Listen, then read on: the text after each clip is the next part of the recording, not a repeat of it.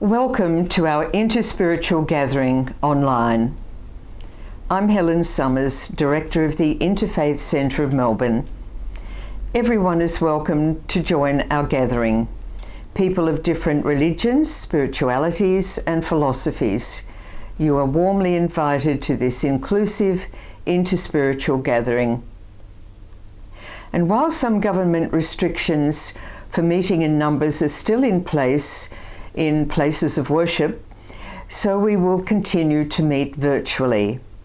And this is a wonderful opportunity to welcome those of you who are with us today from places far away from Melbourne, maybe interstate or overseas.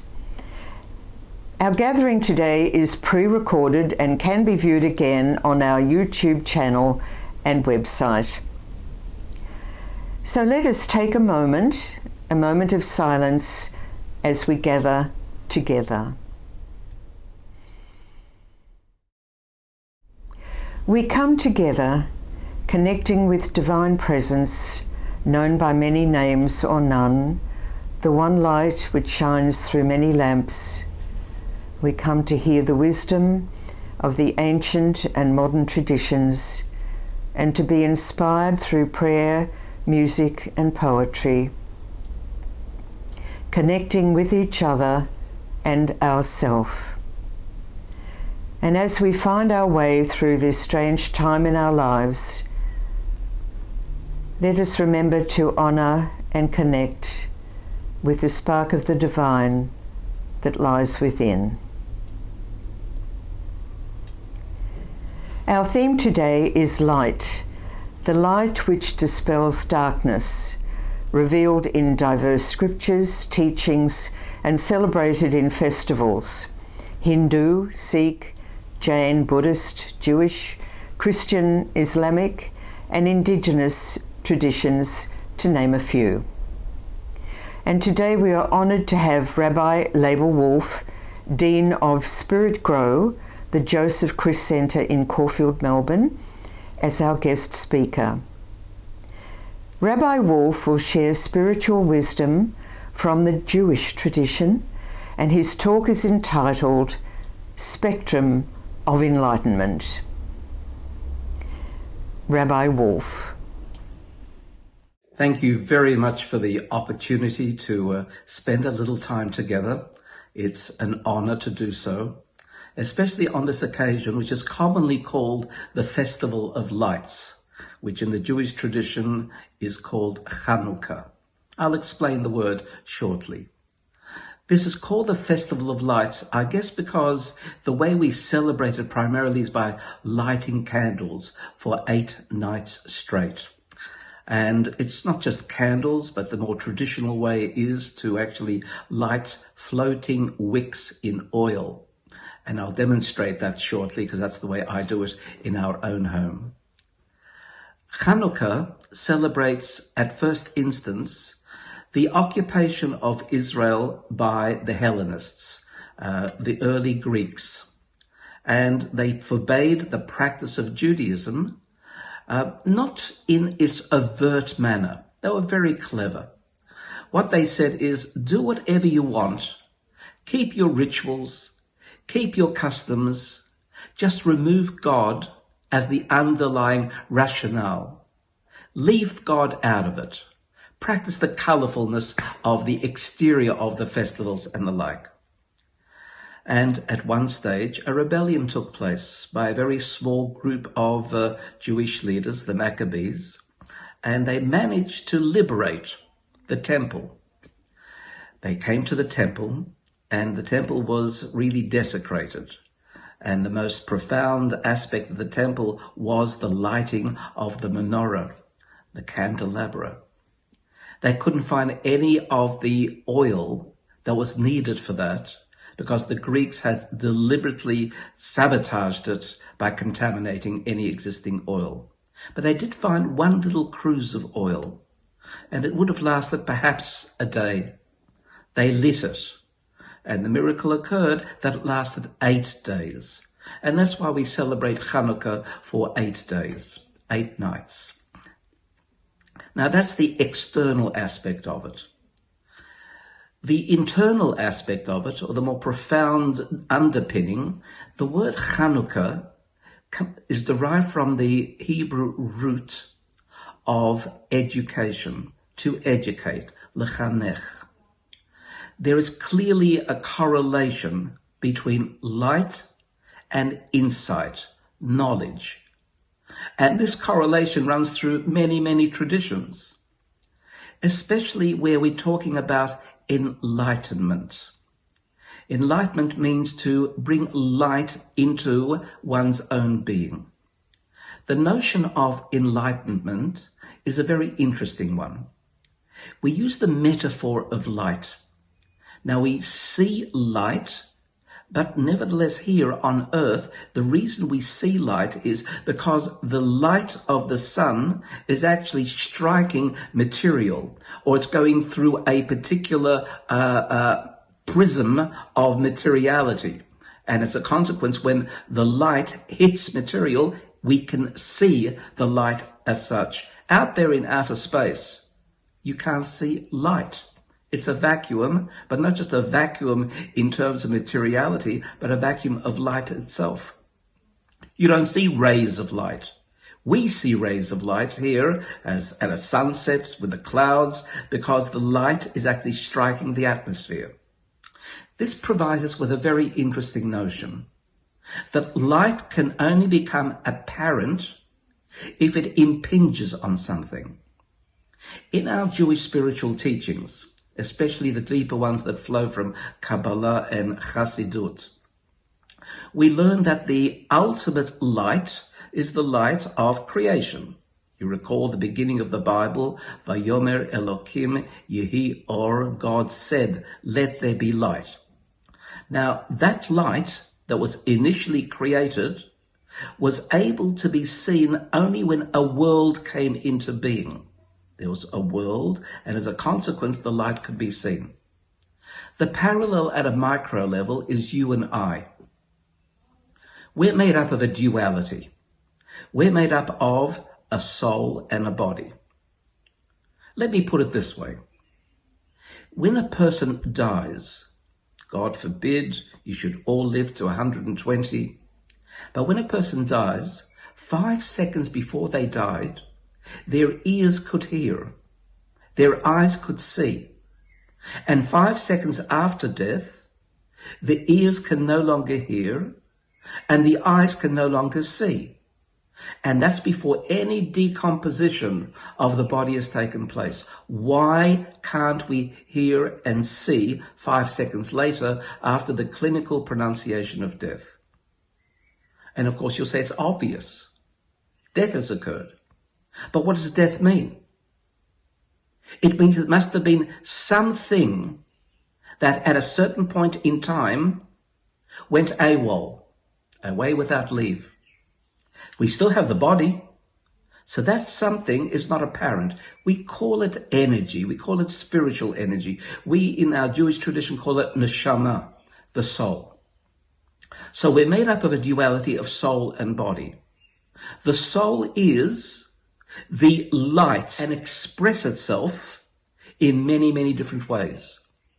When it penetrates or utilizes the agency of the physiological machinery called ear, the human experience is called hearing.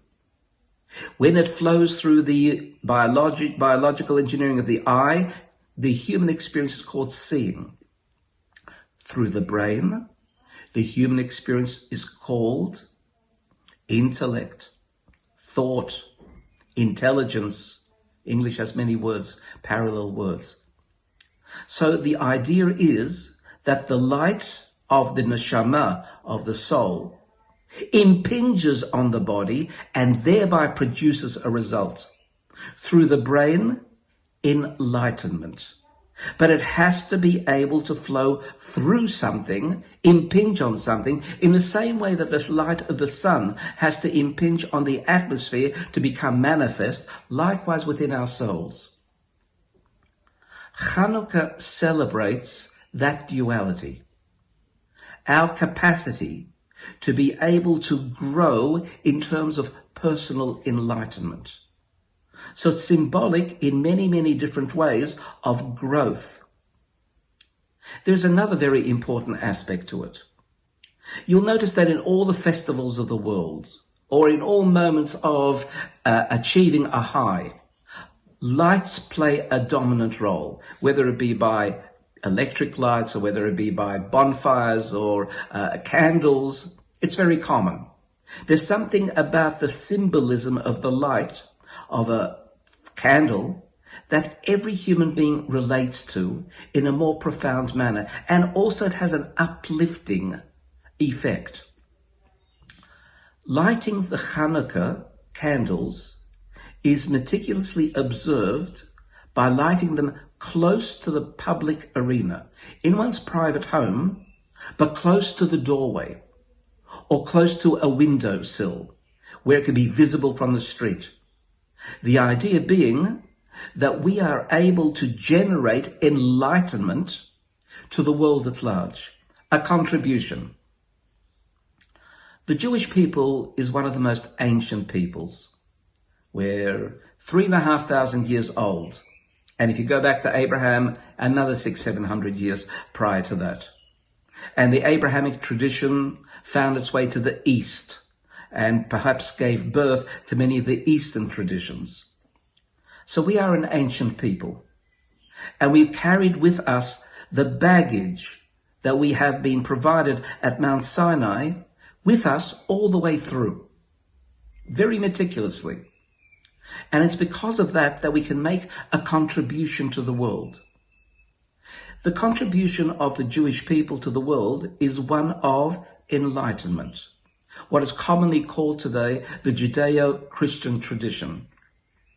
The idea that there is a set of morals and ethics that guide society, the 7 Noahide laws that brings a society to a place of justice and ethics. And it is these underpinnings that lie at the core and the root of our Jewish tradition, which is so commonly adapted into so many different other spiritual traditions, that Chanukah epitomizes the notion that we can give light and share light. And each one of us is capable of doing that. Each one of us in our daily encounter is like a Chanukah candle, a candle that is able to provide an insight to another person. Every one of us is a unique, reincarnated soul brought into the here and now, because you and I can make a contribution to the world that no one else can. Each one of us is incomparable. And because of that incomparability, we make a contribution to each other. And each one of us has to ask ourselves, what is the giftedness that God endowed me with, that I can make a personal contribution to the world? The Jewish people make its contribution to the world and continue to do so. But at a micro level, each one of us has to do this. And that's the learning and teaching of Chanukah. We light one candle on the first night, 2 candles on the second night, 3 candles on the third night onwards, until the 8th night we light 8 candles. And these 36 candle lights become our way of expressing, giving, sharing, contribution to the world at large. So I'm going to demonstrate shortly what the ceremony itself looks like.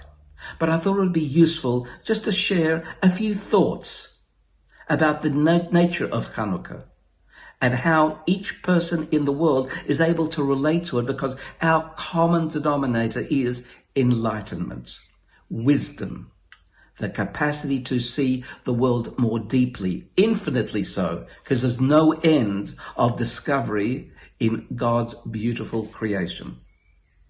So I'll leave you with that thought, and let's move forward and see some other aspects of Chanukah that are going to be presented. This is the ornate menorah for Chanukah. It's called a Chanukiah, which means that's which holds the candles. And as you can see, it has 4 candles for tonight, because tonight is the 4th night. I'm going to light the Chanukah candles, and I'm wearing what's called a gartel, which is a prayer belt, which separates the upper part of the body from the lower part, the higher order self from the lower self. The ego self is the lower down, and the selfless altruistic part is above the belt. And I've got this candle. It's made out of beeswax, and it's the attendant candle, the one that serves to light the candles for the night. So I'm going to light the candles.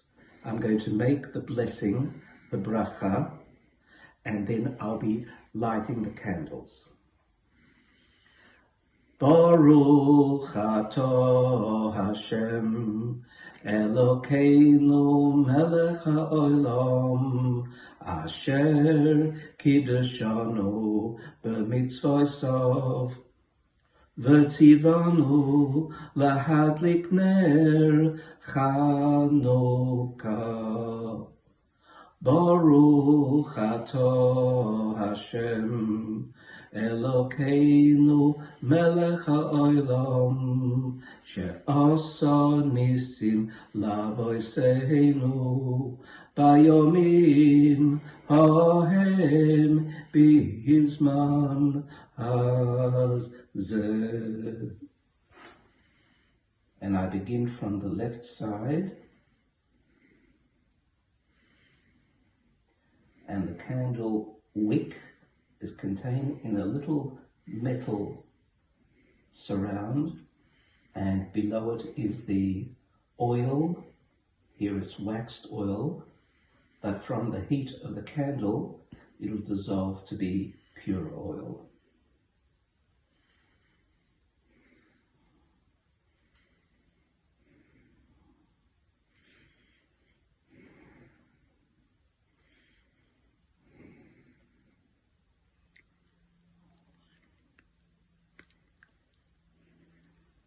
And now the 4 candles, because tonight is the 4th night, are lit.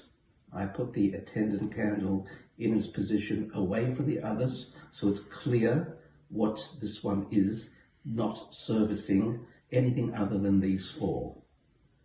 And then there are a number of different songs that are sung for Chanukah, and you're going to have some of these as a result of the recording that's going to be played shortly.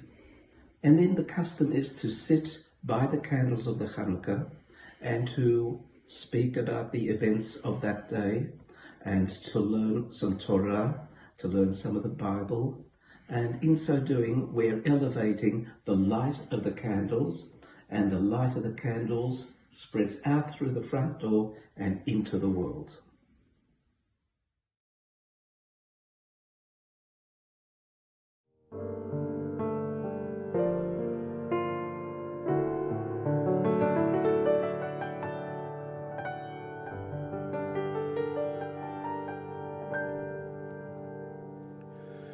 Tzamo lecho na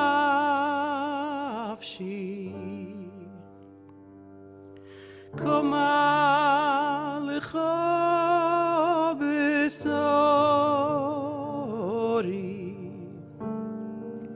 בארץ ציון ואויב בלי מים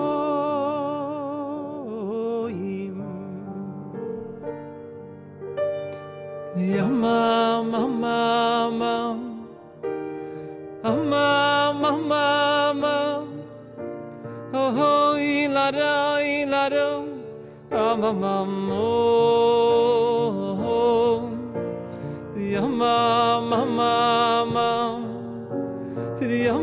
mama, mama, oh, ilado, mama. Came back koidesh chazi sicho lirois uscha uchvoidecho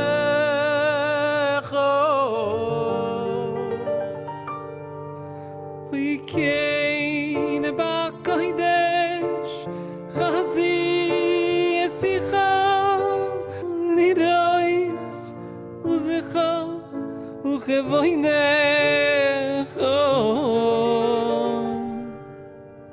Hoi came back Koidesh Chavazi Yisicho Lirois Uscho Uchevoinecho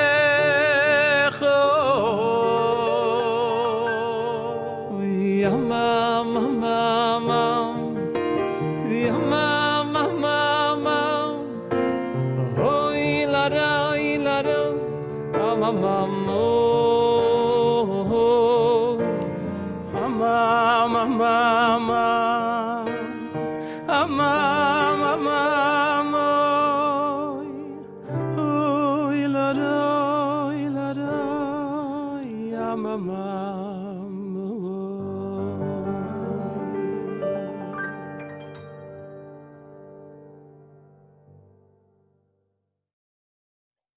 From Rumi, if everything around seems dark, look again.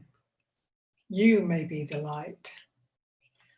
Light is a universal symbol of the sacred to many faiths, and the message is one of love. We give thanks for that love, which is the driving force of all life. The love between family and friends, the compassion that we show for one another, the love of nature, which is common to all the people of earth, as they show the divine presence of light in the human spirit. This loving spirit has shone through and been such a blessing in this year of 2020, as we grapple with the human needs caused by the pandemic. We give thanks for the health workers, the doctors, nurses, and all support workers in the health centre. The police, armed forces, firemen, and others taking on the task of keeping us safe. We give thanks for the people who care for the environment and our wildlife. We give thanks to the farmers who've kept us fed and looked after the land during these times. The truck drivers, the retail people who took on the job of working with the public to supply us with food and daily needs. And let us remember the cleaners taking on the essential work and their role in keeping us healthy.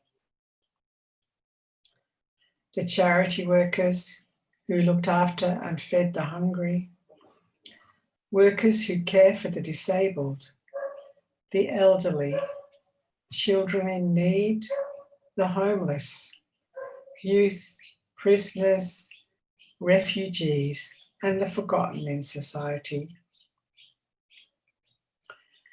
Thank you for the strength, patience, and hope as the grieving continues for those who have died in the pandemic or lost their jobs and livelihoods. We are so grateful for the kindness shown by neighbors and strangers. The Dalai Lama says, "Kindness is my religion."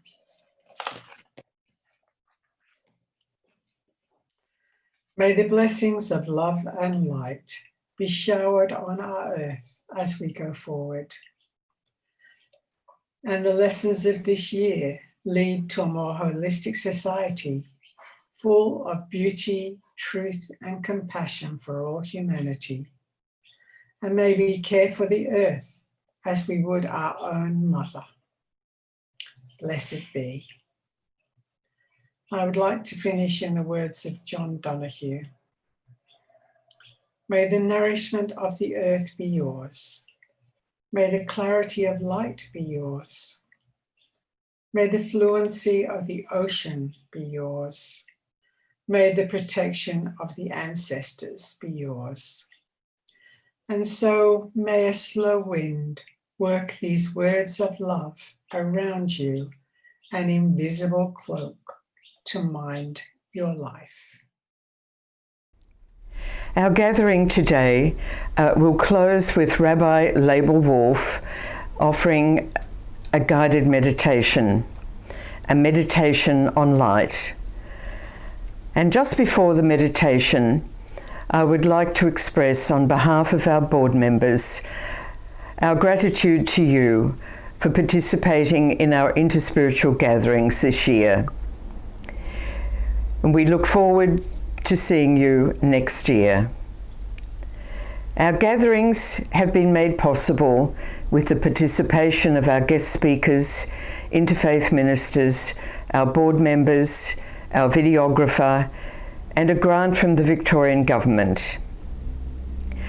And we are very grateful for all of this help. In early 2021, you will find our new programs on our website, in the newsletters, and on our Facebook page. On behalf of our team, we wish you all good health and well-being and much joy for Hanukkah, Christmas, and all festivities at this time of year. And now, Rabbi Laibl, we wish to thank you for sharing the wisdom from the Jewish tradition, and we invite you to guide us in a light meditation. Thank you. Wherever you may be seated, just adopt a posture of symmetry with your feet on the ground next to each other, your hands resting on your knees and thighs, your back fairly straight, head well balanced on your shoulders, and gently slump your shoulders, feeling relaxed, and gently close your eyes. And just follow your breath, gently breathing in and out. Try to breathe in and out through your nose, feeling the coolness of the air as it enters and the relative warmth of the air as it exits. Cool air entering, warm air exiting.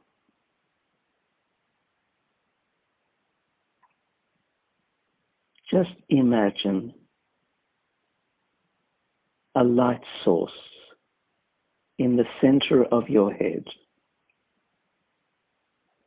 a pleasant, warm light that begins to spread throughout your head space, feeling warm and pleasant. The light source, the entry point for your soul.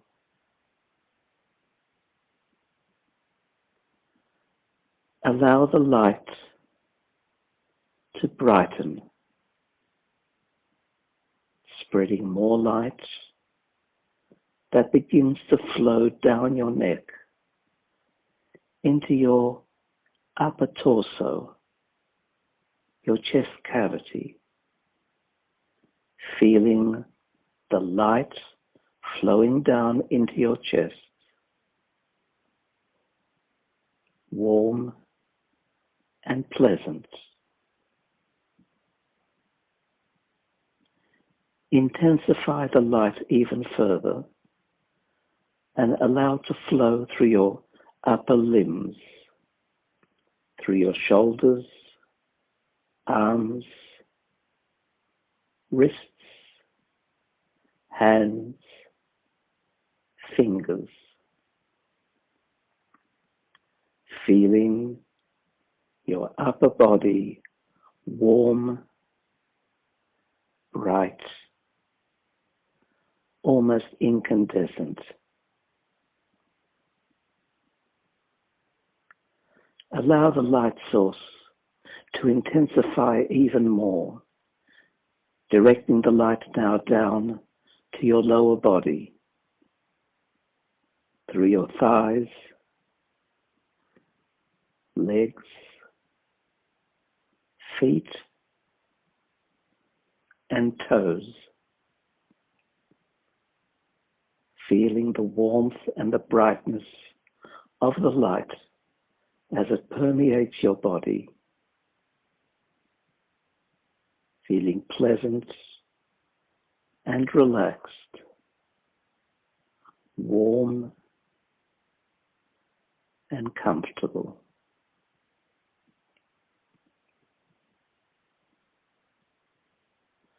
Intensify the light even more so it begins to flow through your skin, around your body, creating an aura around you. That aura we call Abraham's shield, Magen Avraham. Allow the aura around you to be your protection, spiritually and tangibly. Feeling the brightness and the energy of the light surfacing beyond your skin, creating that protective layer, something that you can occasion simply by being conscious of it, because it's always there.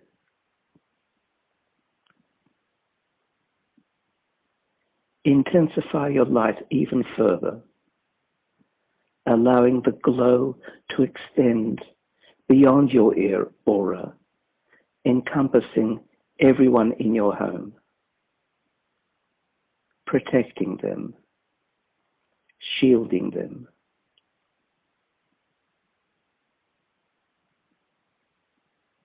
Intensify the light further and allow that aura to extend beyond your home into the world, leaving your footprint of goodness in the world at large.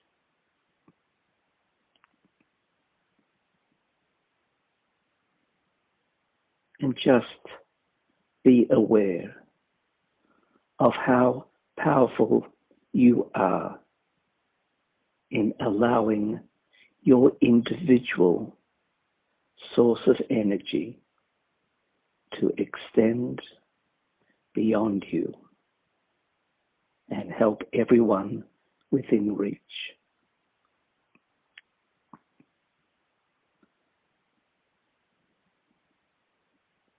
Focus again on your breath, gently breathing in and breathing out.